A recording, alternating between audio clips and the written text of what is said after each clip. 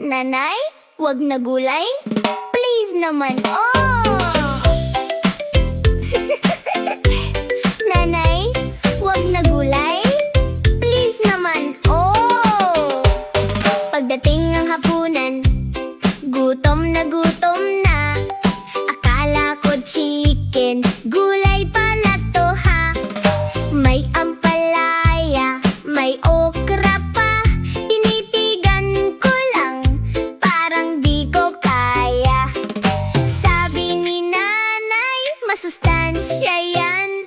Pero sa isip ko, pass muna dyan. Ayoko ng gulay, no, no, no. Chicken na lang please, go, go, go. Kahit anong luto, ayoko talaga. Pag gulay na usapan, tumatakbo na. Ayoko ng gulay, sorry na ma. Promise bukas na lang, baka pwede pa ice. Pero ngayon lang, ha, last na to. Bigyan mo ko fries, okay na ako. Eee! Pinilit ko tikman, konting subo lang. Ngumiti si nanay, proud na proud pa. Pero after nun, tubig agad. Ang pait naman, di ko na ulit. Sabi ni tatay, kailangan mo yan. Pero sabi ng puso ko, ayoko talaga. Ayoko ng gulay, no, no, no. Chicken na lang please, go, go, go. Kahit anong luto, ayoko talaga.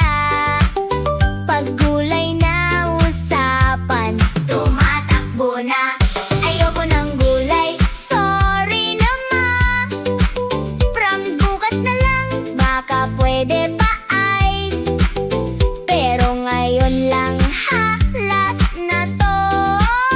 Bigyan mo ko fries, okay na ako. Kung pwede lang candy, araw-araw ice cream breakfast, saya sigaw. Pero sabi ni nanay, bawal yan. Hay nako, gulay na naman. Ha, ayoko ng gulay, no, no, no. Chicken na lang please, go, go, go. Pero sige na nga, konti lang ha. Para hindi magalit si mama. Sige na nga, isang subo lang.